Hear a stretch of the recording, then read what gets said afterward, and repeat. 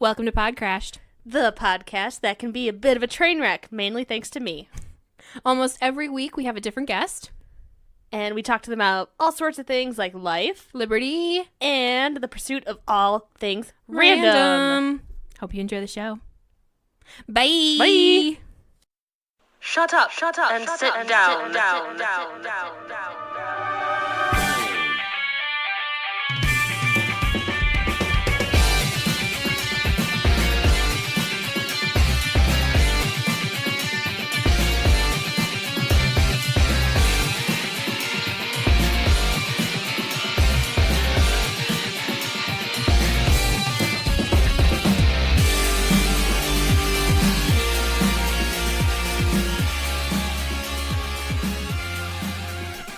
Gold. Just missed some comedy gold. We can reenact it in a very realistic way.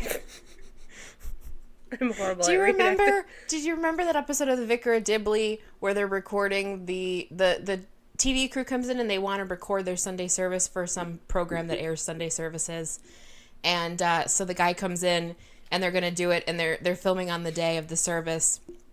And she does like a joke. She does her thing, and everyone laughs and then they stop and they go, "I'm sorry to interrupt you, Vicar, but we didn't have good sound on that. So if you could go back." And she's like, "Oh, okay." So she says it again the way she said it before, and no one laughs.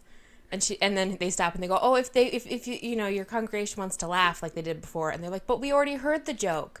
And then he's like, "No, but laugh like you haven't heard the joke," And so then she goes, oh, okay. She says it again, and then they laugh at various points in the joke. And no, wait till she's done with the joke. Well, how do we know where to laugh? I remember where to laugh. Okay, when this guy raises his hand, everybody laughs. And, of course, it's the dumb guy. Mm-hmm. So so she says the joke. He doesn't raise his hand. And then she starts, and she's like, gives it a second. And she's like, and she goes into the next part, and then he raises it. Like, it's just, it's them then, because it's just this village of, regular folk, and they have no idea what they're doing. And that's what it reminds me of. That's all. I do remember. I don't think I watched all of that show, but Oh, it's so good. If you get a chance to, if you want to go back and watch it, it's one of those good shows to watch every once in a while because it's funny, but it's not like, you don't have to focus on it. It's not really in depth. There's only so many episodes because it's British. Mm-hmm. So it's a good go back show because there's some gems in there. Oh, I remember there being some gems. Yeah. I love at the end of the episodes that she tells her a joke at the end of every episode. She never gets it.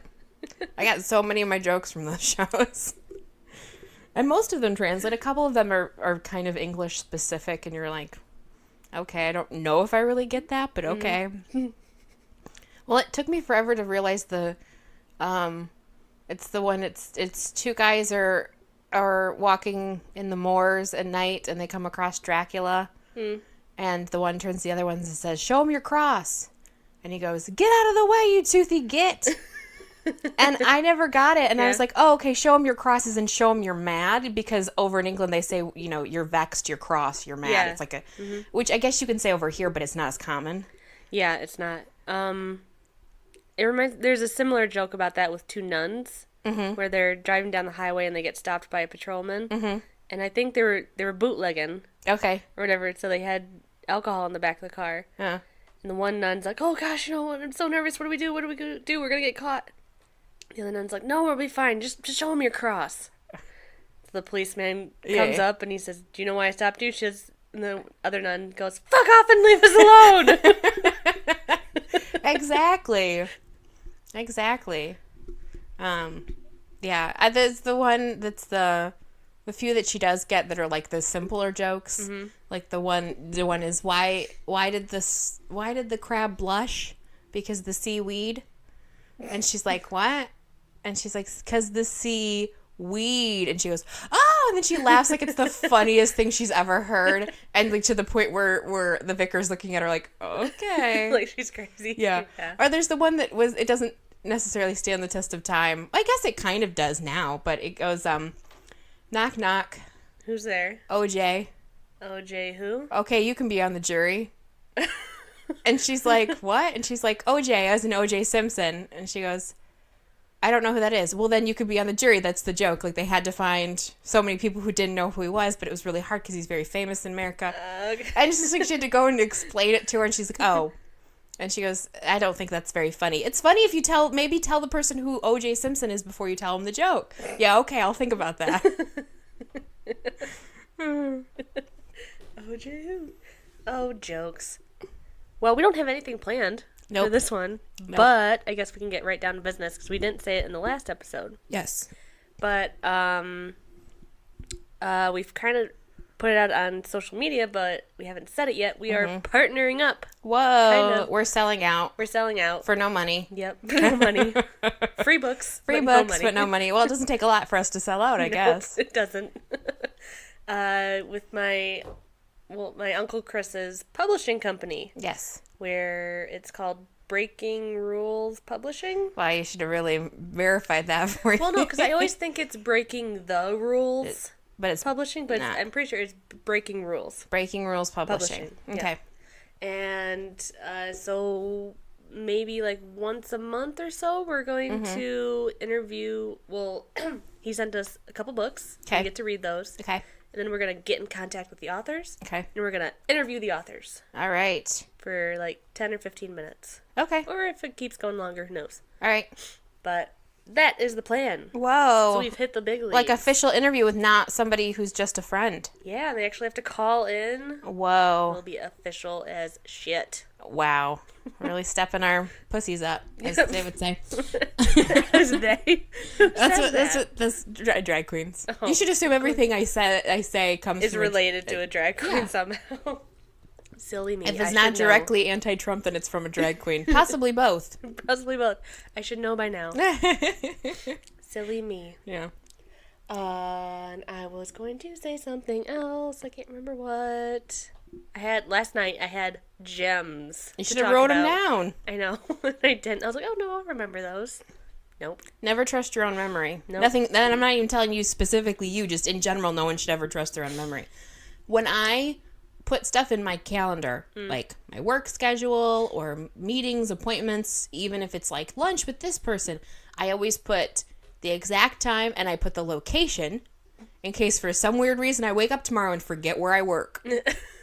Now once I get to work, I won't remember what I need to do or but I will at least be able to get there. You'll at least be in the right spot at the right time, which is why I don't trust anyone over the age of 25 who doesn't keep a calendar of some sort. Exactly. You don't trust me? Nope. Well, I kind of have a calendar.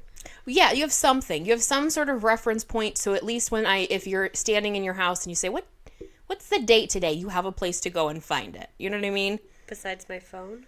Well, no, that's those people who, like, they don't have a calendar on their phone, or they don't use the calendar on their phone, like, for any reason at all, and then they miss things, and they're like, I forgot. I'm like, well, yeah, because you don't write shit down. Even if you think you've got the greatest memory, write it down. Especially if it's something you don't do. If it's one thing if it's like you work the same schedule all the time. That's fine. You know, you go get up, it's ingrained in you. But if it's like, hey, 3 Thursdays from now, can you help me do something for 25 minutes at 10 o'clock? Sure, I can. You better write that shit down, because who's going to remember that? You know what I mean? That's why you keep calling on that person and reminding them, like, hey, you're still good to help me out? See, that's the thing, is you're an adult and you shouldn't be needed to be reminded that much. Adults are just big children these days. Right? And if we held there are no true adults. There's just big children. If we hold children responsible, or we try to hold children responsible to teach them how to be responsible, but yet we let adults off the hook, is hilarious to me. Responsible? What's that? It's like when you let adults speak to you anyway, but children do and you freak out. Like, you respect me.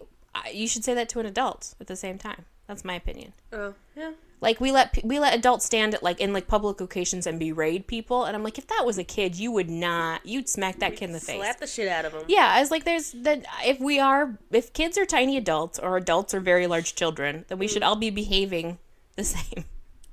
Well, we are. We're all behaving like children. That's true. I'm just saying, kids have consequences for their actions, whereas adults don't seem to unless it's an illegal act. And even then, who knows? True. I've seen people get, like, berated.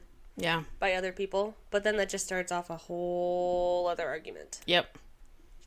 I just spit. Well, that's why I love when you get people... I used to hate it when I was younger, but now as an adult, I really appreciate it when you see people who treat other adults as children.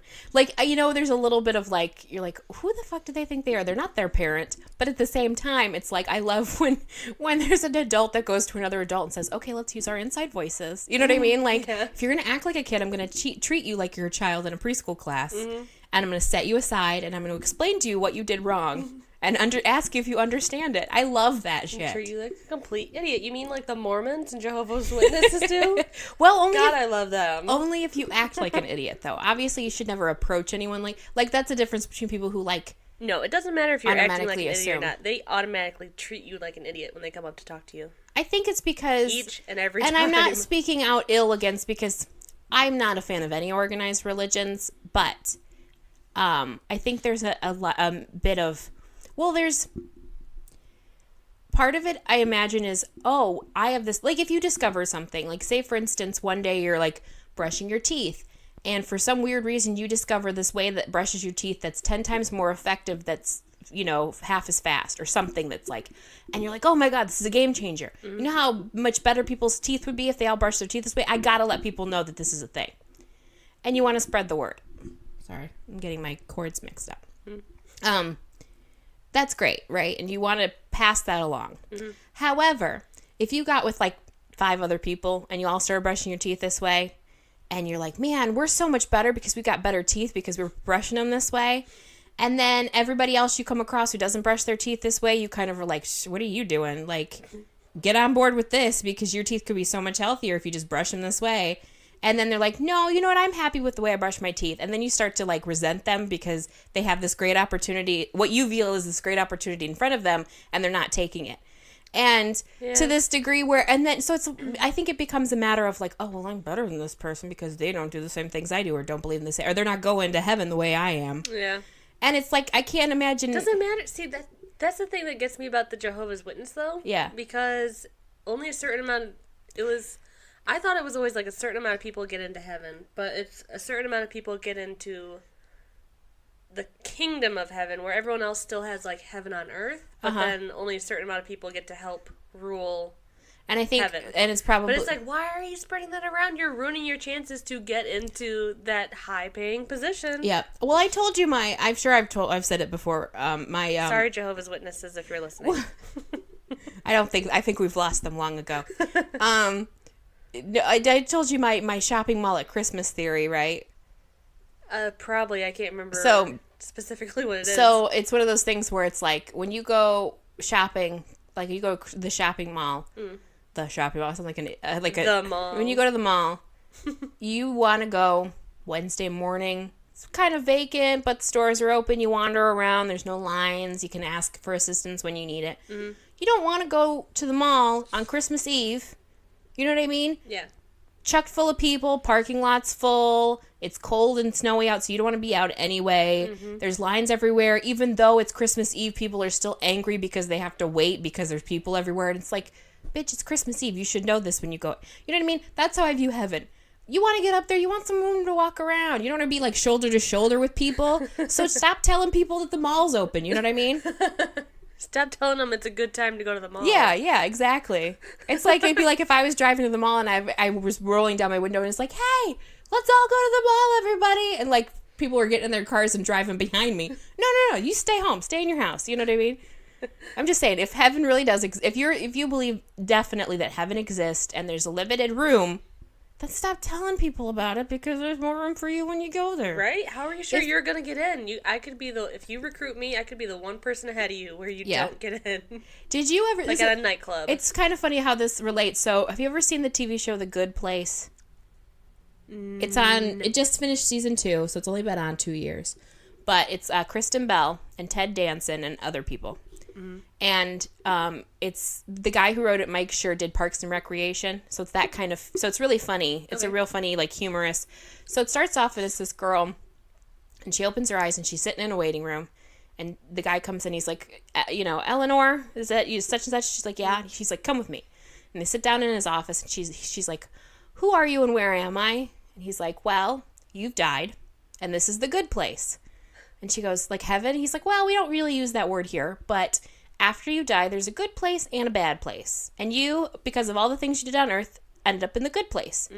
And she's like, oh, okay. He's like, you know, everybody, so he shows her a video, like an introductory video, and it's like, everything you've done on Earth is worth points. Every time you do a good thing, your points go up. Every time you do a bad thing, your points go down. Like and Hogwarts. and it's funny because it's like funny, so it's stuff like help someone change a flat tire, up 20 points. Listen to your music with the bass really loudly so everyone outside your car can hear it, down 5 points. So it's like every little minute thing is positive or negative. And he's like, and you did some amazing things in life. And he shows her like the clips of her life where you see it through her eyes. So it's like she built an orphanage in Malaysia. She like did peace work in this place. She helped save this person from drowning, like all these amazing things. And he's like, so you're one of the top points getters we've ever had in the good place. And he's like, so, you know, when you died, and she's like, I don't remember how I died. He's like, well, if it's a tragic death, we erase it from your memory, but I can show you what it was. And he's like, you were in a parking lot and you dropped a bottle of Lonely Girl margarita mix. And when you went to pick it up, you were struck by a row of runaway shopping carts. And she's like, and that killed me? And he's like, no, but it pushed you out into traffic and the traffic killed you. And she's like, oh, okay. And so he takes her through town, and it looks like a picturesque tiny town, and except there's frozen yogurt shops everywhere. There's people wandering around. He takes her to this house. He's like, this house was designed 100% based on what your dream house would be. So her house is this tiny little thing next to this gigantic mansion that's somebody else's house. And there's clown paintings on all the walls because she was a huge fan of clowns. Oh my God. And he's like, and everybody in the good place gets a soulmate. And he introduces her to her soulmate. And they shake hands, and he's like, now I'll leave you to it. And he walks away, and they sit down, and the soulmate starts telling her about himself. And she's like, yeah, that's nice. You're my soulmate, right? Yeah. He's like, and she's like, and you'll stand with me regardless, right? Yeah. She's like, okay, I don't know why I'm here because I am not the person they think they am. It turns out she's got the same name as somebody else. And she was sent to the good place instead of the bad place, and the good girl was sent to the bad place instead of the good place. Oh my God. Because she wasn't, and they show flashbacks of her actual life, and she wasn't like a murderer, but she was just kind of a bad person. Like the scene where right before she died, she's in the grocery store and she's just like getting all this stuff, and she's looking at this magazine called Celebrity Baby Plastic Surgery Nightmares or something, and she's like chucks it, and she's like rude to people, and she like tells off the cashier, and there's like clips of her at the bar like yelling at people, like she's just not a nice person, and kind of a garbage person. So she ends up there. So it's the whole first season is her with the help of her soulmate, who turns out to be a philosophy professor when he was alive, who's trying to teach her about ethics and like how to be a better person, because she's like, well, maybe if I turn into a good person, then it'll all work out. Because the first couple days she's there, all this stuff starts going wrong with the town. And the creator of the town, who's the guy who introduced her, doesn't know what's going on because it's the first town he's ever created in the good place. And so he's like worried that he's failing and all this stuff. And she kind of feels a little bad. So she's trying to become better so that the town... Is it because like she's there? She's there. And so like there's a scene at the first episode where she goes to a party at night and she like takes a bunch of the cocktail shrimp and hides it in her bra so she could eat it for later, and she like gets really drunk, and she like calls the one lady a angry giraffe or something, blah blah. And then she wakes up in the middle of the night and the town's being terrorized by giant shrimp and giant giraffe, like everything that she mentioned is like, and so she's like, oh no, it's my fault. So she gets the help of him, and then it turns out, I'm kind of spoiling most of the first season for you, but then it turns out that the neighbors, this one soulmate is a Buddhist monk who has a vow of silence, and it turns out he's the wrong guy. He's some dude from Florida, and the reason he's not talking is because he doesn't want anyone to know. So then it turns out both of them are in the wrong spot. So then they're trying to get both of their soulmates to help them, and then they find out, and it's all this big thing. And then the big I don't want to tell you the big spoiler at the end of the first season. Go ahead, do it. The big spoiler away. So the last episode of the season is she gets found out, and the guy who judges who goes to which place comes out, and he's like, I don't care who it is, but because technically the two, even though they ended up in the good place for real, helped them, so therefore they did bad things. So he's like, out of the four of you, two of you have to come to the bad place. I don't care what two, you could all decide amongst yourself which of the two have to come with me. And so they're arguing and they're pointing fingers and they're like, well, you need to go. Well, this person go. And the Eleanor goes, and one of the things about the show is you can't say bad words in the good place. So she says, holy forking shirt balls, because she can't swear. She's like, this isn't the good place. What kind of good place would put people through this torture? And she turns around and looks at the Ted Danson character. She goes, this is the bad place, isn't it? And he starts laughing. And it turns out they all went to the bad place, and they were specifically put there because, like, the ethics professor was put with a girl who didn't have any ethics, and the main character was put in a place where people were constantly judging her and her actions. The one was stuck with the soulmate who didn't love her. The other one was stuck in it. Like, so all of them had this kind of, like, all of them had issues in this good, quote-unquote, good place, and so it turns out it was their own personal hells. So at the end of the episode, he's like, it didn't take you guys very long to find out. So he clicks his fingers and he does a reboot. So season 2, it starts all over again. And season 2 is mostly every couple is them, like, finding it out and him having to keep rebooting it because they keep finding out in various ways. And they keep getting into more and more shenanigans. Yeah, more and more shenanigans, or, like, something will happen. Then they find out there's a middle place, and all this kind of stuff happens, and each of them find out. In fact, there's one, they're like 800 reboots in or something, and the really dumb guy from Florida figures it out, and the guy's like, I can't believe the dumb guy figured, like, he's really mad at himself. He starts to get really doubtful of his own skills, because it turned out he talked the people in the bad place into this whole idea, because it was never a thing. You went to the bad place and you just got tortured like you assume what hell would be. And he's like, no, what if we gave them all psychological torture by making them think they were in the good, like, so it was this whole brainchild of his, and it's not working, and he's afraid that if it doesn't work, then he'll get punished for it. And then he teams up with them halfway through. It's like this big...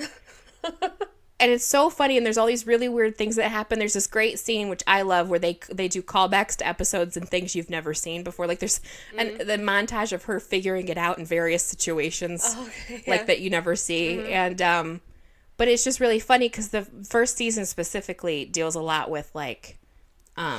what really justifies good and bad, and the idea of, like, heaven or hell. Because, like, when it's kind of discovered they're all in the bad place, you're like, well, that's not fair, because the one neighbor friend, she spent her entire life doing humanitarian work, so she, like, raised money for, or, you know, all this amazing stuff. And the reason she ended up in the bad place because she didn't care that she was raising money, who she was raising money for. She did it because she wanted to spite her older sister.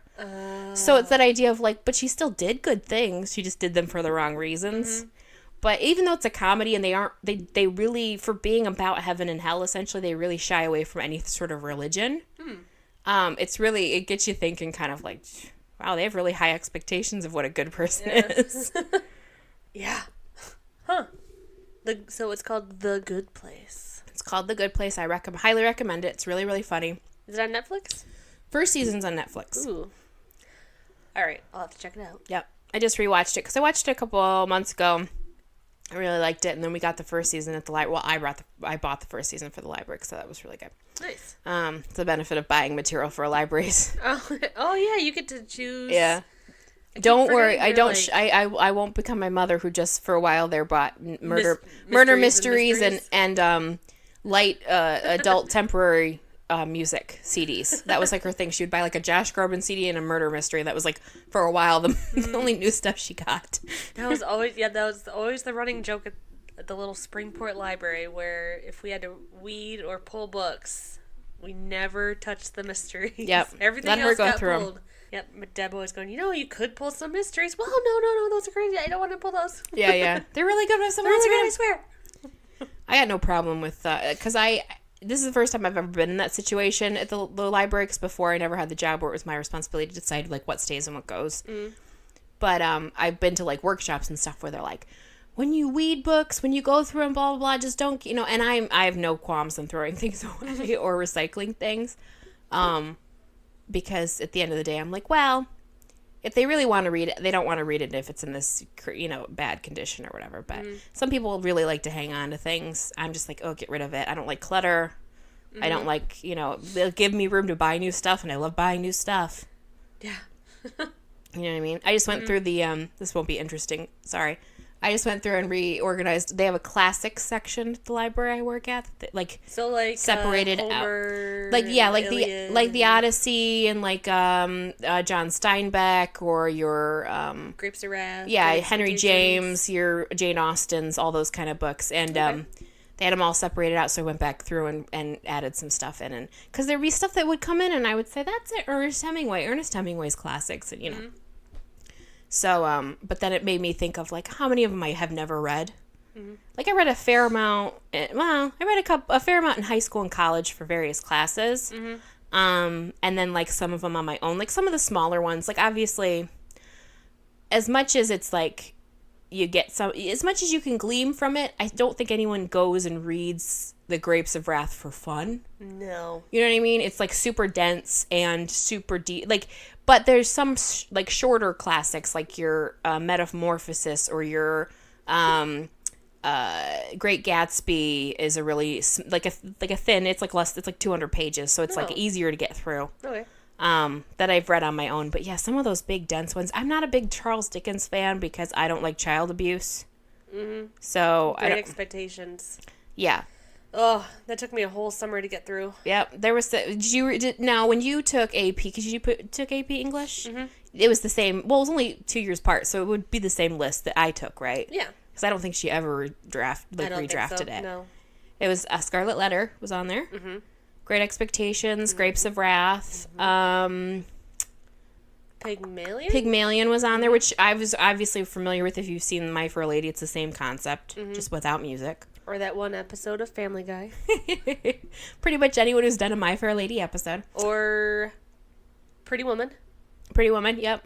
Basically, George Bernard Shaw's not bad. He writes. There's usually smaller stories. They're not huge epics. Well, one of the reasons that, like, for example, Dickens, a lot of his books are so thick because he wrote them in segments for like publishing, like, papers. Oh, so like, just kept going. Yeah, so like not Bleak House. The one that's about the circus or the fair that the kid joins. I read it in college. Obviously, it didn't really stick very much.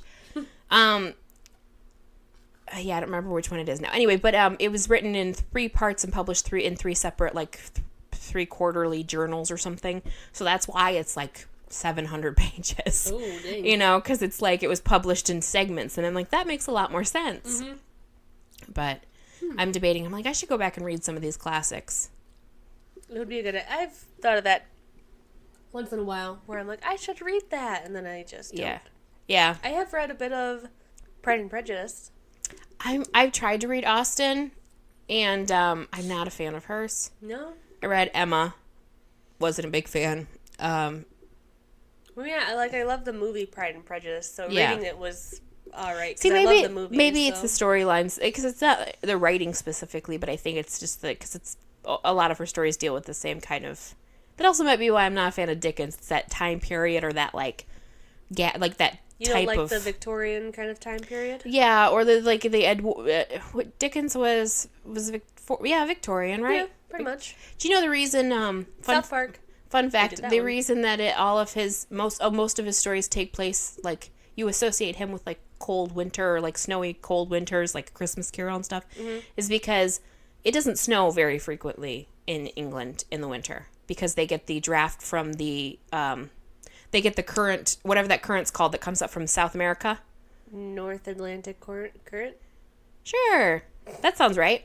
They get that. Anyways, which means that their winters are a lot warmer than you'd associate it. They're obviously not like Florida summers or winters, but they're like, they don't really snow because they don't really get, like, colder than, like, 30 degrees over there. Maybe 40, low 40s. You'd think it would snow a lot, because it's always seems like it's always depicted that way, and a lot of it comes from Dickens novels, because there was a period of time back in the day where they had 8 years in a row that it snowed on Christmas, and it was the first 8 years of Charles Dickens' life. Oh. And then, of course, in the recent, decade or so, because of global warming, which does not exist, by the way, they've had a lot more snowy winters in the last, like, 25 years than they ever had. It seems like every time we have a really light winter, they have a really harsh winter over there in Europe. So, now, are you saying that global warming doesn't exist sarcastically? Yes. Okay. Because according to our current administration, global warming's not a thing. It's made up. It's false news. Just checking. It's part of the fake news, the liberal fake news media outlet. Fake news. Fake news. I mean, to be fair, there is a lot, excuse me, of fake news out there. Oh, yeah, definitely. But calling everything fake, even within the fake news, there's a bit of truth. Well, it's one of those things where you just use the term fake news when he comes across something he doesn't like. Which, I mean, it's great if you're in denial, if you're like, if you're me and you don't want to deal with the truth. I don't have any say in what happens. I'm just, you know what I mean? But if you're running a country, you can't really hide from the news you don't want to hear. Yeah.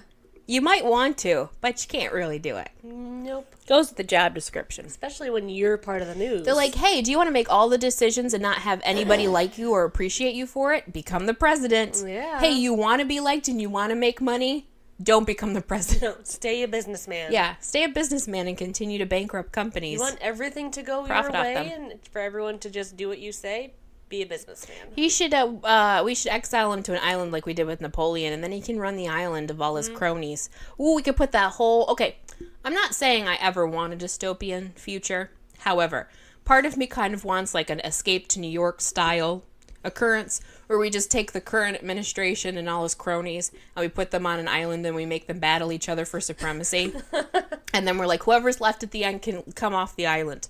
We won't say what happens to you when you come off the island. But you can come off. Yeah. We'll just put you all on an island. You guys can battle it out. You know what I mean? Like, it's like just slapping each other with their gloves. What's the, like, Running Man? Where it's just, we can broadcast it on TV, Hunger Games style or whatever. Only instead of being children who are fighting for food, it can be rich people who are fighting for power. For power and dominance. Yep. And then whoever wins, we kill them anyway, but don't tell. Public execution. Again, see, I'm not for these horrible things, but there are moments where I'm like, yeah, if I'm going to watch anybody be murdered on television, it's going to be that person. You know what I mean? There's a couple people out there, yeah. I don't believe in, well, we should have a swap system. Like, they keep talking about building a wall. Mm-hmm. They're like, according to Trump, they're like, oh, well, Mexico only sends us their terrible people. I'm like, okay, we'll do a swapsy system. They send us someone, we send someone. You know what I mean? So then you can go. You go over there. I'm surprised it's only that he didn't want to go to a country like that because he could become a dictator a lot quicker if he went to a country like, maybe not Mexico. They do have corruption like any other country, but their people are mostly smarter than that and have more resources. But the drug cartel, he could make an empire out of the drug cartel and just just become a dictator. I would not be surprised at this point if like when he died, fingers crossed. When he dies, there's like book comes out about how he attempted to do all this shit before he became president. Like, oh, he went to the drug cartel and they didn't want him, or he went to an African nation and tried to buy out their dictator, didn't work. You know what I mean? Like, I wouldn't be surprised at all if he tried all. He had he had a whole bucket list of like terrible ways to ruin the world, and he's just checking them off. Check. Sorry, Trump supporters. Again, they're not listening. Maybe, I'm sure we've probably lost them. Even if we know them personally, they're not listening anymore. We have some people over in England that listen. They're just laughing at us. No, I was gonna say no one. You deal with him. Yeah, no one in England's a Trump supporter. No.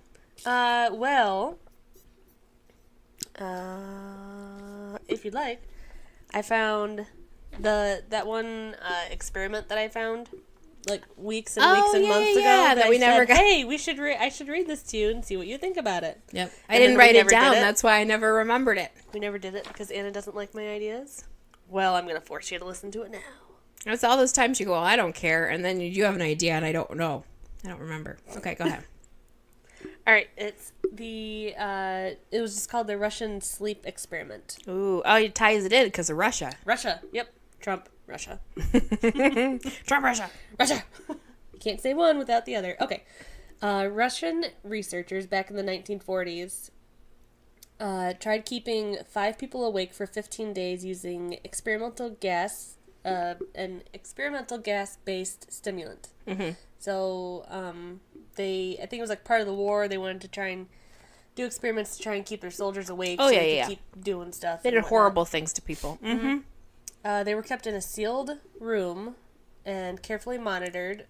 Their like oxygen intake levels were monitored so that the gas didn't kill them. So like if the gas became too much. Mm-hmm. Blah, blah, blah. This was before closed circuit cameras, so they only had microphones and a 5-inch thick glass porthole-sized window, or a couple windows, into the chamber to monitor them. So they just had to look in. And listen. The chamber was stocked with books, cots to sleep on, but no bedding, running water, a toilet, and enough dried food to last all of them for a month. Okay. The test subjects were political prisoners deemed enemies of the state during World War II. So it wasn't just like people that volunteered for this. They were I don't think in a place like Russia anyone volunteers for anything. I mean, they could have just been really nice people that were... Stupid computer. Go away. That were, just political adversaries or something like that, because that seems to happen a lot over in Russia. Sorry, Russia. Sorry, not sorry. Let's see. Everything was fine for the first 5 days. The subjects hardly complained, having been promised, falsely, that they would be freed if they submitted to the test and did not sleep for 30 days. Wow. Their conversations and activities were monitored, and it was noted that they continued to talk about increasingly traumatic incidents over their past, and the general tone of their conversations took on a darker aspect after the 4-day mark. Well, yeah, they were living in Russia in the 1940s. Yeah, well, I mean, keeping it positive, but yeah, I mean, after 4 days of staying awake, so that's...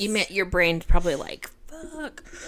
Like, 92 hours? You run out of good things to say, I would imagine. Especially if you're already a political prisoner. Yeah. I imagine a lot of things in your life haven't been positive at that point. After 5 days, they started to complain about the circumstances and events that led them to where they were and started to demonstrate severe paranoia. They stopped talking to each other and began alternately whispering to the microphone and one-way mirrored portholes. So I guess they looked like mirrors on their side. On the other side, it was like glass. Oddly, they all seemed to think they could win the trust of the experimenters by turning over their comrades, the other subjects in captivity with them. At first, the researchers suspected this was an effect of the gas itself, so a side effect. After 9 days, the first of them started screaming. He ran the length of the chamber, repeatedly yelling at the top of his lungs for 3 straight hours. He continued attempting to scream, but was only able to produce occasional squeaks. Because he probably ripped out messed up his voice box. Yeah. The researchers postulated that he had physically torn his vocal cords. I should have read farther. The most surprising thing about his behavior is how the other captives reacted to it, or rather didn't react to it. They continued whispering to the microphones until the second of the captives started to scream. The 2 non-screaming captives took the books apart, smeared page after page with their own feces, and pasted them calmly over the glass portholes. The screaming promptly stopped. So did the whispering in the microphones. So they're starting to go batshit insane. All right. Or it was all part of their clever plan. Yeah, there you go. Ooh. After 3 more days, the researchers checked on the microphones hourly to make sure that they were working, since they thought it impossible that no sound could be coming with 5 people inside. The oxygen consumption in the chamber indicated that all 5 must still be alive. In fact, it was the amount of oxygen 5 people would consume at a very heavy level of strenuous exercise. So, if they were, hyperventilating or breathing really hard. On the morning of the 14th day, the researchers did something they said they would not do to get a reaction from the captives. They used the intercom inside the chamber, hoping to provoke any response from the captives they were afraid were either dead or vegetables. They announced, "We are opening the chamber to test the microphones. Step away from the doors." I love my voice. Step away from the doors. That's your 1940s Russian voice? Yeah. And lie flat on the floor or you'll be shot. Compliance will earn one of you your immediate freedom. To their surprise, they heard a single phrase in a calm voice respond, "We no longer want to be freed." Wow. Debate broke out among the researchers and the military forces funding the research. Unable to provoke any more response using the intercom, it was finally decided to open the chamber at midnight on the 15th day. The chamber was flushed of the stimulant gas and filled with fresh air immediately. And immediately voices from the microphones began to object. 3 different voices began begging, as if pleading for the life of loved ones, to turn the gas back on. The chamber was opened and the soldiers were sent in to retrieve the test subjects. They began to scream louder than ever, and so did the soldiers when they saw what was inside. 4 of the 5 subjects were still alive, although no one could rightly call the state of any of them life. Mm-hmm. The food rations past day 5 had not been touched.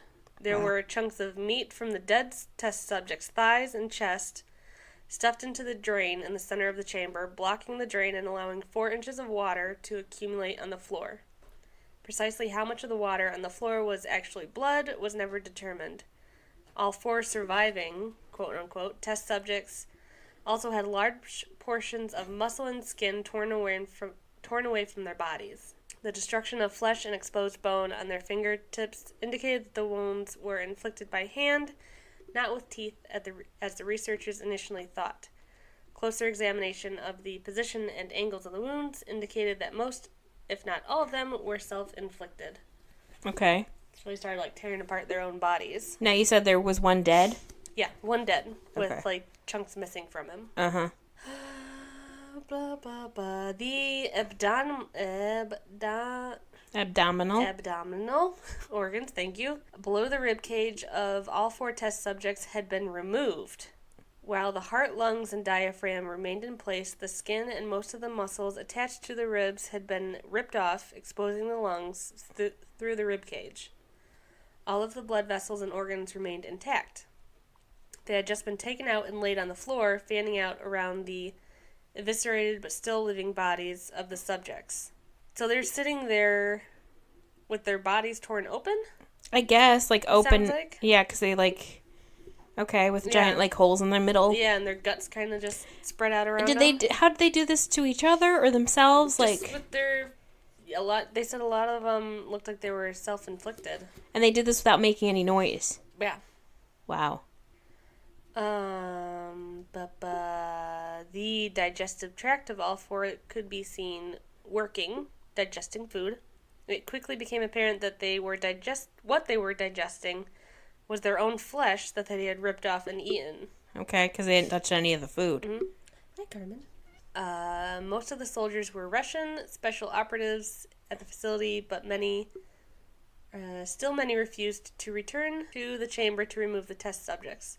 They continued to scream to be left in the chamber and alternately begged and demanded that the gas be turned back on, lest they fall asleep. So they didn't want to fall back. They didn't want to fall asleep. So the test subjects were begging for the gas to be back on.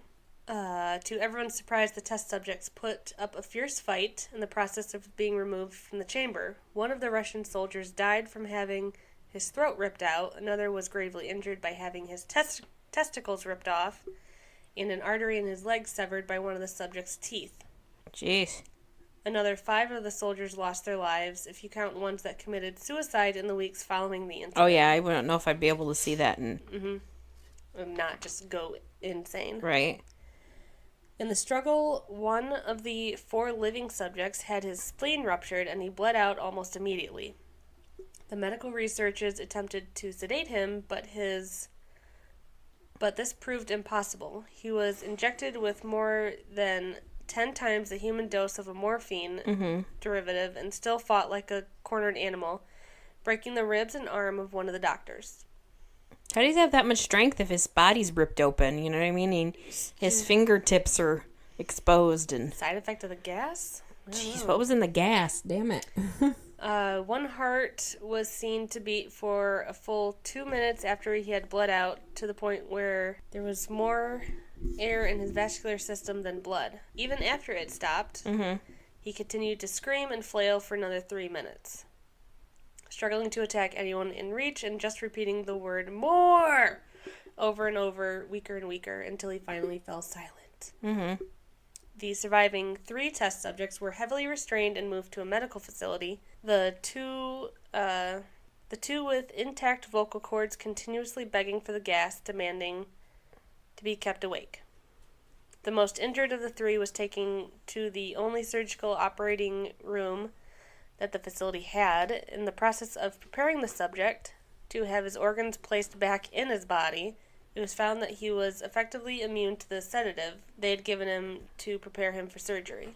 Okay. He fought furiously against his restraints when the anesthetic gas was brought out to put him under. He managed to tear most of the way through a 4-inch wide leather strap on one wrist, even though the weight of a 200-pound soldier holding that wrist as well.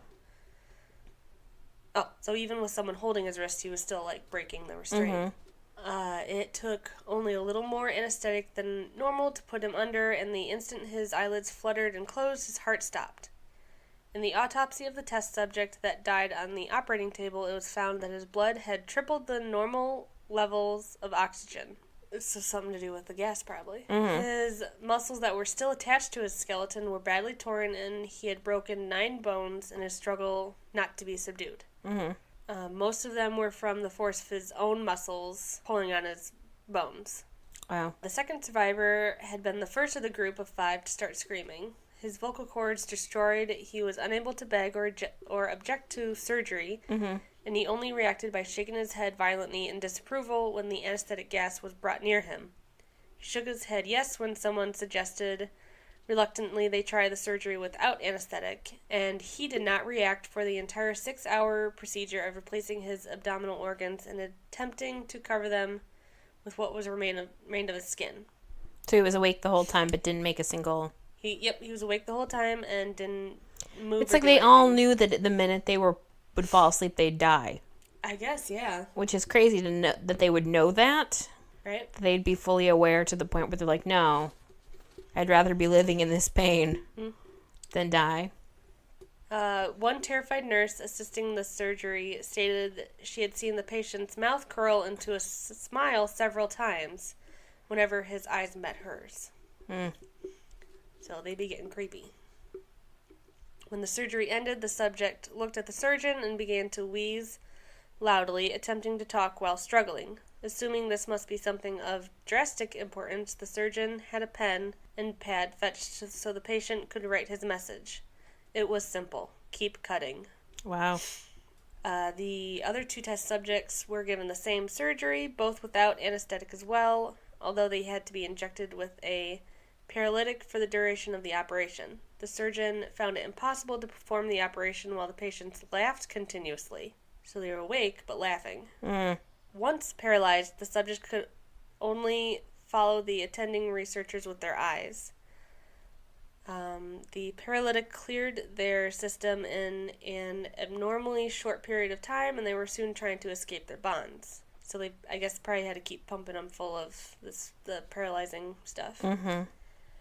The moment they could speak, they were again asking for the stimulant gas. The researchers tried asking why they had injured themselves, why they had ripped out their own guts, and why they wanted to be given the gas again. Only one response was given: I must remain awake.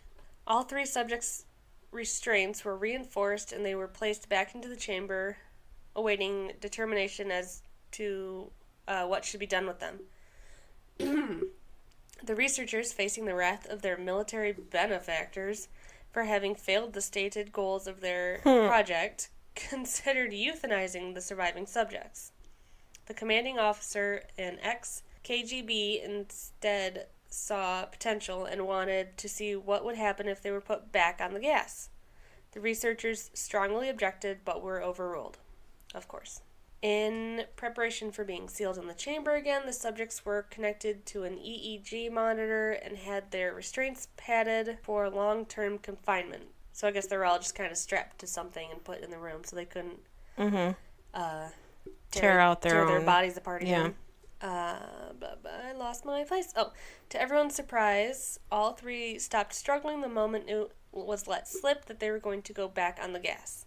It was obvious that at this point, all 3 were putting up a great struggle to stay awake. One of the subjects that could speak was humming loudly and continuously. The mute subject was straining his legs against the leather bonds with all his might for something to focus on. The remaining subject was holding his head off his pillow and blinking rapidly. Having been the first to be wired for EEG, most of the researchers were monitoring his brain waves in surprise. They were normal most of the time, but sometimes flatlined inexplicably. It looked as if he were repeatedly suffering brain death before returning to normal. As they focused on papers scrolling out of the brainwave monitor, only one nurse saw his eyes slip shut at the same moment his head hit the pillow. The brain waves immediately changed to that of deep sleep, then flatlined for the last time as his heart simultaneously stopped. So yeah, as soon as they fall asleep, they die. Yeah. The only remaining subject that could speak started screaming to be sealed in now. His brainwaves showed the same flat lines as the one who had just died from falling asleep. The commander gave the order to seal the chamber with both subjects inside, as well as 3 researchers. One of the named 3 immediately drew his gun and shot the commander point blank between the eyes, then turned the gun on the mute subject and blew his brains out as well. See, I wouldn't want to be sealed in there if I was a researcher. So the researcher shot the commander, shot the mute test subject. He then pointed his gun at the remaining subject, still restrained to a bed, as the remaining members of the medical and research team fled the room. "I won't be locked in here with these things, not with you," he screamed at the man strapped to the table. "What are you?" he demanded. "I must know." The subject smiled. "Have you forgotten so easily?" the subject said. "We are you. We are the madness that lurks within you, begging to be free at every moment in your deepest animal mind. We are what you hide from in your bed every night. We are what you sedate into silence and paralysis when you go to the nocturnal haven where we cannot tread." The researcher paused, then aimed at the subject's heart and fired. The EEG flatlined as the subject weakly choked out, so nearly free. Creepypasta. It was a creepypasta. Yeah. Too much talking. Gave it away. No, it's all right. Well, the Russians, well, a lot of countries, but Russians did a lot of horrible testing, so it's understandable that they would try to do a thing where it's kind of believable at first. Yeah, it's to the point where they become zombies, essentially. Mm-hmm. Because I'm trying to think, kind of gas would they expose to them? Because you can get hallucinogenic gas and stuff like that will make you rip apart your own flesh. Mm-hmm. But to the point where they're essentially zombies. And then when it was when they fall asleep they die. Yeah, that's not. I mean, you never know, right? Crazy. Yeah. The crazy experiments that we don't know about. Who knows? That could be true. Did you ever hear the one about the, and this one's a real one, it's not a creepypasta, about the woman, I'm trying to think if I can find it, she shows up at a hospital, and she's, her face looks plastic, and she's got, a cat in her mouth. Have you ever heard of this? She has a cat in her mouth? She's, her teeth are, all sharp and jagged, and they're holding on to, the body of a dead cat in her mouth. As Carmen comes up here, don't listen, Carmen. I'm going to see. Hold on. Don't listen, Carmen. See, I don't want to hear about a dead cat, Anna. Learn your audience. I'm trying to find it. Woman, plastic face, hospital. I can't remember what it was called, but I know. Oh, we haven't said, while you're looking for that, Happy Memorial Day. Yeah, nothing like a creepypasta for celebrating a Memorial Day. It's randomness. Whatever, but, I hope, it'll be tomorrow when we release this, so, of course. I hope everyone had a happy Memorial Day. I have done nothing for Memorial Day. I missed the parade downtown because I was playing with kittens that I am kitten sitting. The Expressionless. The Expressionless. She found it. Oh, well, the first thing that comes up is a creepypasta wiki. But I think it's based on a true thing. It says, in June 1972, a woman appearing in Cedars-Sinai Hospital in nothing but a white blood-covered gown. Okay, so she resembled something close to a mannequin, but had the dexterity and fluidity of a normal human being. Her face was as flawless as a mannequin's, devoid of eyebrows and smeared with makeup. There was a kitten clamped in her jaw so unnaturally tight that no teeth could be seen, and the blood was still squirting out all over the gown and onto the floor. She then pulled it out of her mouth, tossed it aside, and collapsed. From the moment she stepped through the entrance to when she was taken to the hospital room and cleaned up before being prepped for sedation, she was completely calm, expressionless, and motionless. The doctors thought it best to restrain her until authorities could arrive, and she did not protest. They were unable to get any kind of response from her, and most staff felt too uncomfortable to look directly at her for more than a few seconds. But the second the staff tried to sedate her, she fought back with extreme force. 2 members of staff had to hold her down as her body rose up in the bed with the same blank expression. She turned her emotionless eyes towards the male doctor and did something unusual. She smiled. As she did, the female doctor screamed and let her go in shock. In the woman's mouth were not human teeth, but long, sharp spikes. Too long for her mouth to close fully without causing any damage. The male doctor stared back at her for a moment before asking, "What the hell are you?" She cracked her neck down to the shoulder to observe him, still smiling. There was a long pause. The security had been alerted and could be heard coming up the hallway. As she heard them approach, she darted forward, sinking her teeth into the front of his throat, ripping out his jugular, and letting him fall to the floor, gasping for air as he choked on his own blood. She stood up and leaned over him, her face coming dangerously close to his as the life faded from his eyes. She leaned closer and whispered in his ear, "I am God." The doctors filled with fear as they watched her calmly walk away to greet the security man.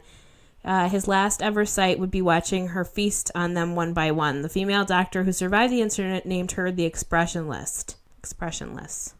Yeah. They have a picture, though. Ugh. Doesn't it look like a mannequin? Yeah. Might be. I don't know. I've heard it for years before I even knew what a creepypasta was. I'm pretty sure it's a creepypasta. But they made a movie based on it. I never saw the movie. But it came out a couple years ago. Ugh. Yeah. Fact or fiction? Fiction. Note the fact that the people started to flee in terror. Also, suicide is reputable in LA. Is no mention of the incident. Yeah, they're like, is it real? Is it not? Well, Cedar Sinai's a really popular LA hospital. So the fact that it wouldn't be on record. Yeah. Yeah. A little bit more. She'd be able to find a news report or something on it. Unless they the government took her and covered it all up, and now it's all hush hush. Because she's an alien. Yeah. She's an alien. Creepypasta. Fun. So what happens when we go off book? Yeah. Have nothing planned? I think it went alright. What's the term when people write ad lib? Off script? No, when you write in stream of consciousness. Free writing. Well, they write in stream of consciousness. Yeah, so they essentially just write things as they're, but it doesn't flow as well as when you write it as a story. It's like just stream of consciousness. It's random. It jumps like your brain does from one thing to another without having any sort of tie-in or segue. Yes. Which is fine. Yeah. Sure. Why not? Yeah. Sure. Why not? Yeah. So we ended up talking about The Good Place and ended with creepypastas. Vicar of Dibley, The Good Place, because we got to talk about Mormons. And then, creepypasta. We didn't jump around. Didn't jump around too much, I don't think. Not a million things. Any more thoughts? Nope. Something you want to talk about? Any news? Nope. Moving again. Just to down the street. Okay. I'm moving in the middle of June to an apartment complex, a little bit closer to work with my sister, and I'm excited.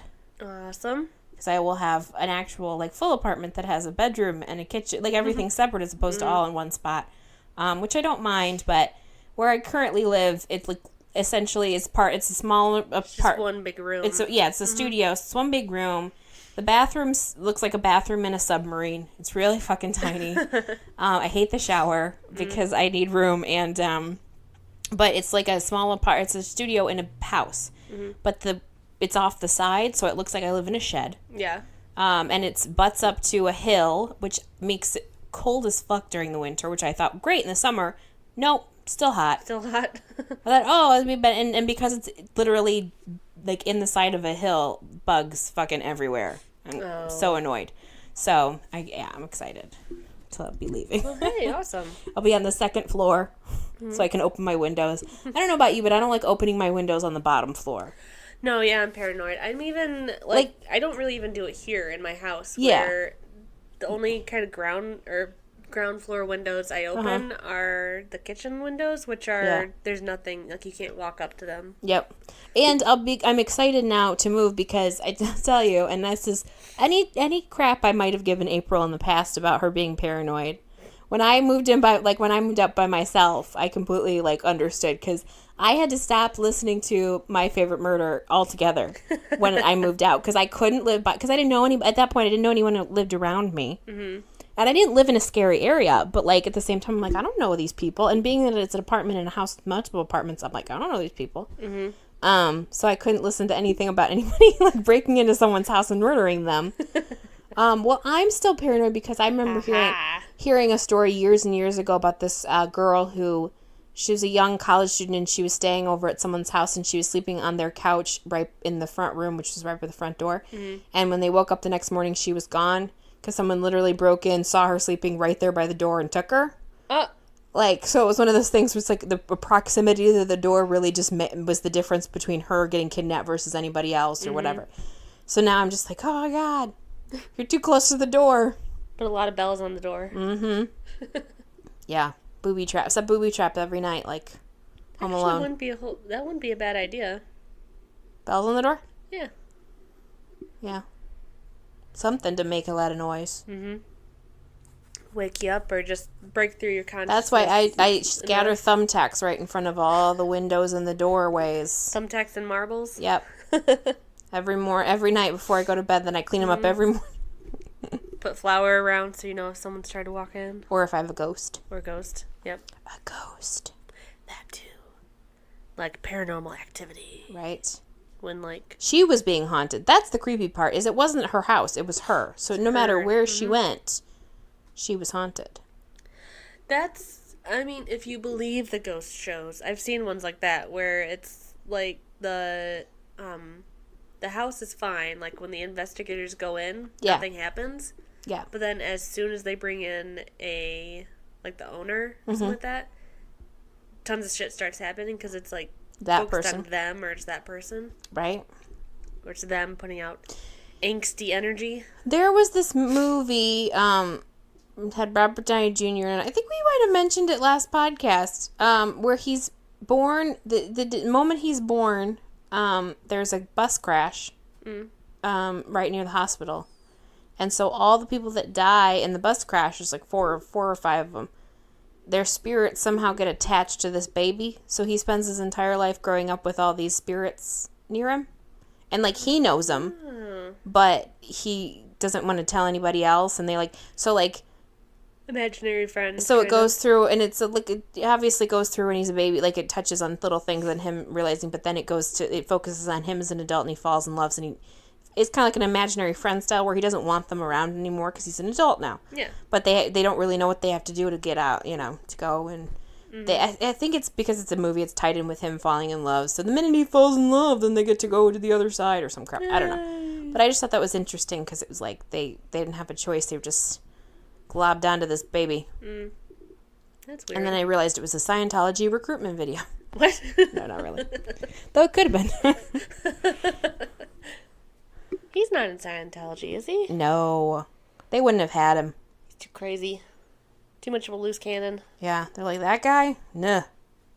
He's the kind of person they would have done something to piss him off, and he would have exposed them all. Because, especially when he was still on drugs. Yep. Nothing to lose.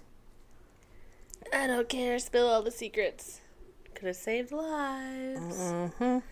Crazy Scientologists. Well, any more religions you want to slag off before we finish this one? Let's see. Who else can we talk about? The Amish. Crazy. Oh, no. Amish. They don't listen. That's an interesting group. We don't have to... I have nothing against the Amish, but they have some really... Like any religion, they have some real extreme sides.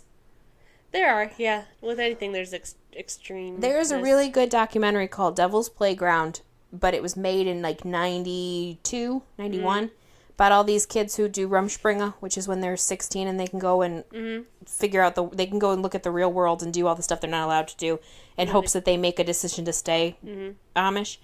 But there's this huge backlash because a lot of them become like alcoholics or drug addicts or end up in crime for some reason. Yep. And so there's this documentary follows a couple of them, and there's one guy, and because it's 1991, the one guy becomes a crank dealer.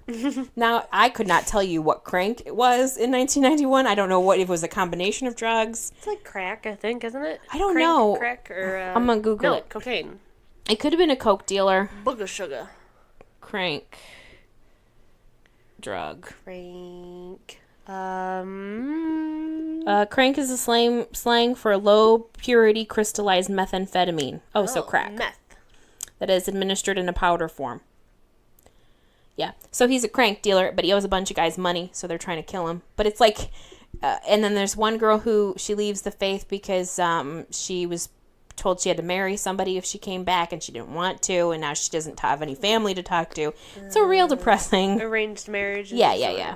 But it's interesting because it's like that extreme of like, you always think of the Amish as being these very like help, and they very much are. But then there's this extreme side of it where you have these people who are like, like because evil exists in everywhere.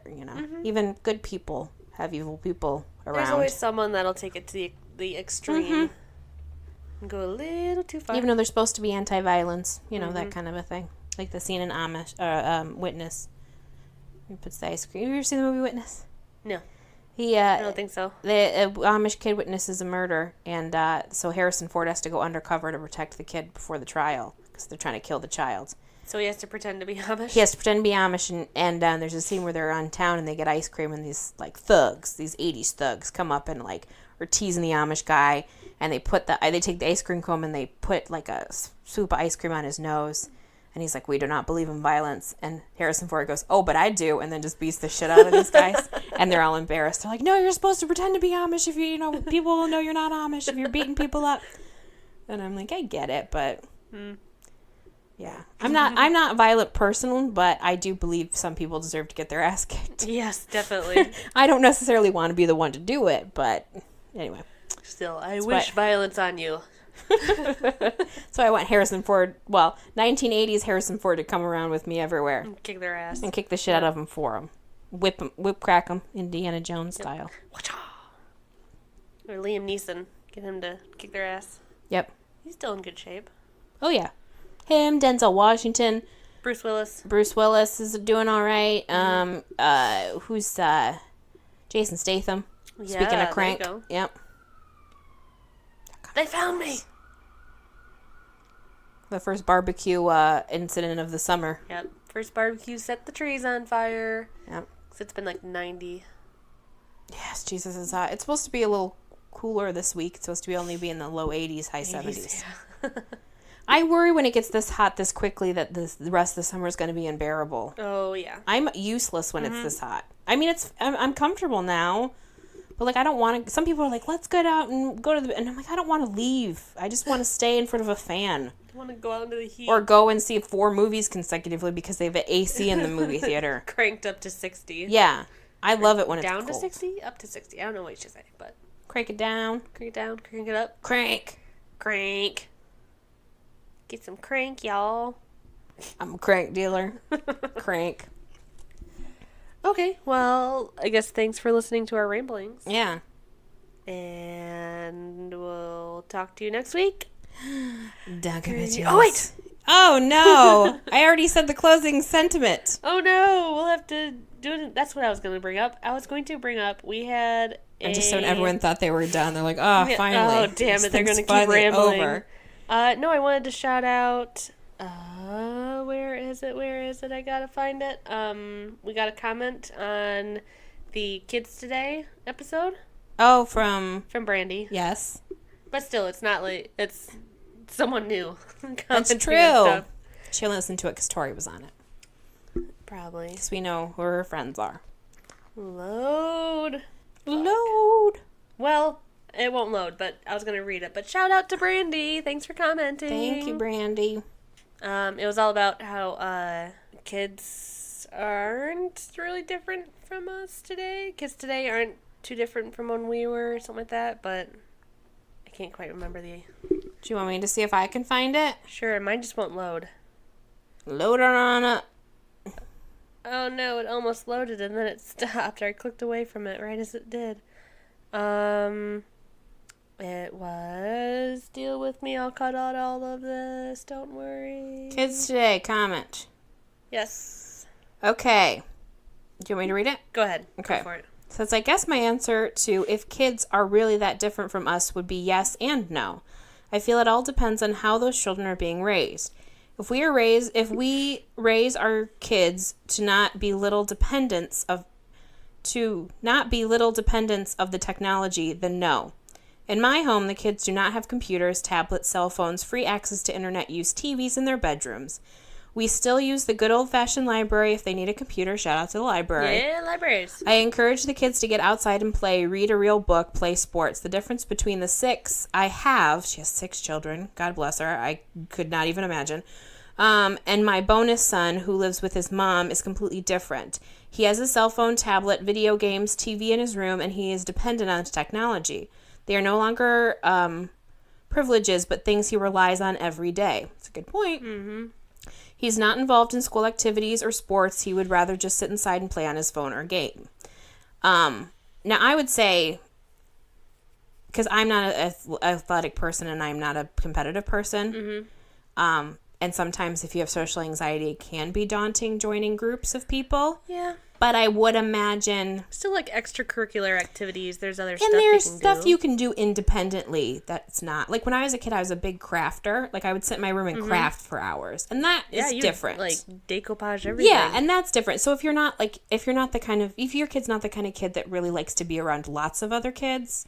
You know, I think it's nice that they have independent interests, but you're right. And it's not them sitting inside playing a video game all day or whatever.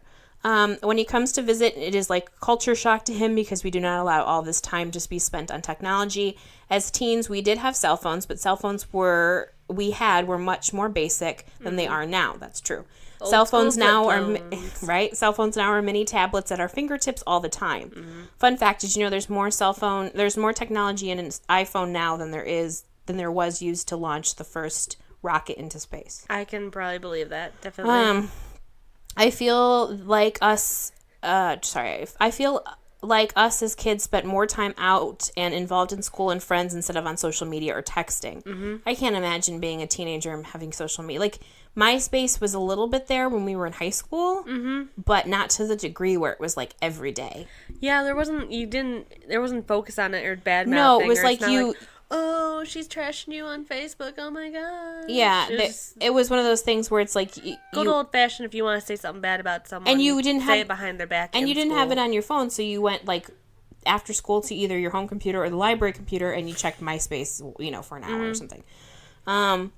We had more physical conversations and interactions. We passed notes in class and wrote letters versus texting. We rode our bikes to see our friends who wanted to come over and play. Not call or text. Though sometimes you called your friends, but it was like a big deal. Yeah, and you called their house phone. Oh yeah, and you gotta wait. And you had to ask their mother or father, is such and such home? Yep. Not only are children different, but parenting all together is different. Kids are more rude and disrespectful because as parents we are told that we we are told what we can and can't do to our children. If I would have spoken to an adult the way kids do now, I would have gotten busted. But now, if you spank your child and the wrong person sees, be prepared to have CPS at your door. Us as kids, it was okay for other adults to correct us versus now parents get bent out of shape for other parent even says something to their child. I am a believer that it takes a village to raise kids, and if I'm not around and my child is acting like a little idiot, put them back in their place. Okay, got off topic a little, but I believe strongly that how people parent these days does affect how children act and are different from us kids. Absolutely. There's definitely a backlash to this whole you're a special little snowflake thing that we teach our children. I don't think there's anything wrong in being like, you know what, you're my child, I love you, and what you do is important to me, and I know you're special, and you're going to... But there's at the same time, you should be like, you're special to me, but the world... Not to everyone. You're not special to anyone else in this world. And it's not to imply that that you shouldn't try to put a good impression out into the world or try to strive to get positive attention from people by doing a good job at what you're doing. But at the same time, you're not a princess where everyone's going to bend down no one's going to immediately be like, "Oh, you're special." Even if you earn that to somebody, it's not, I don't know, I just think that you shouldn't be expected to have people pat you on the back constantly. You know what I mean? Like, I know adults now who, like, if they don't get the praise they want from their bosses or from whatever, then they don't feel that they're, oh, well, I don't like this job because people aren't praising me every 5 minutes. And it's like, when you do a good job and someone pulls you aside and says, hey, you did a great job, or, oh my God, I'm so proud of you. Like, that's amazing feeling. Yeah. And if you are someone in a place of power where you have the ability to say that to somebody, you really should, because that goes a long way. But at the same time, you should never expect it. Yeah, no, it's always, well, it feels better when it's just kind of out of the blue. Yeah, you just same thing with, like, when someone asks a favor of you. Yes, it's a favor, and yes, it's nice if they say thank you or if they return it with another favor, but you should never give someone a favor expecting something in return. You don't hold the door open for someone for them to, like, turn around and be like, oh my God, you're amazing, thank you so much. Now, it's nice when they say, oh, thanks. And it's kind of rude when they don't. But at the same time, that shouldn't stop you from doing it next time. Or at least smile at you or acknowledge you in some way. Like, if you hold the door for somebody and they completely ignore you, yeah, you're a little perturbed, but that shouldn't stop you from holding the door open for the next person you see. Just saying. True enough. Well, that really got us on a tangent. Sorry. Thank you, Brandy. That was very... Thank you for commenting. Yeah. You're the first person in a while to actually comment. Right? And if you ever want to be on an episode... you just let us know. Let us know. Or keep commenting and we'll keep shouting you out. Shout out. If you write a comment, we'll read your name and say your name aloud. Yeah. Okay, well, now we can be done. Because that was the one, that was on my checklist to talk about. I should have wrote it down. I'm going to get you. I know I should have wrote it down, but I didn't. You know what you should do? You should get a tattoo on your forearm of just lines and then... a list? With like a little box next to each line. Check it. And then you can make your line, your just gel pen right on your hand every day. Daily to-do list right on your forearm. That'd be an weird-ass tattoo. It's my to-do list for the day. Compared to the amount of tattoos you see on people. I saw a grown man in his 40s with SpongeBob tattoo. Well, people are dumb and they'll get it, like, as a dare. Or, you know, I saw something where in a tattoo shop they have a quarter machine. Basically, you put it in and it spits out, and it'll spit out a random tattoo, and that's the tattoo, the permanent tattoo that you get. Well, when you get into people who are tattooer, like people who get tattoos, not people who have tattoos, because all kinds of people have tattoos. Like you. Yes, but people who, like, are tattoo enthusiasts, like, they will get tattoos. Get to the point where you have so many that unless it's, like, a penis on your forehead, they'll pretty much get anything. Yeah, pretty much. But... I think there's a comedian that has, like, a big old picture of, like, Justin Bieber on his thigh. Steve-O from Jackass has a giant picture of his own face on his back. Yep. He did it as a joke. And he used to have his friends get drunk and tattoo him. So, you know. Do what you will. I guess it's your body. Do what you want to do. I still have no tattoos. I've thought about it, but I've escaped without them. I don't think you should be pressured into it. If you want something on your skin forever, do it. If you don't, then don't. Then don't do it. Well, there's always laser removal. Oh, I hear it hurts 10 times more than the actual tattoo. Probably. That actual tattoo doesn't hurt that much. I wonder if they sedate you for that. I don't think they do. Who knows? I mean, you could probably sedate yourself by taking something before you go there, but... pain meds, something. On that note... I already said Donka bitches, so I'm not going to say it again. Sorry. Well, you already said it. You said it again. It tricked you into it. Haha, tricked you. Haha, Donka bitches.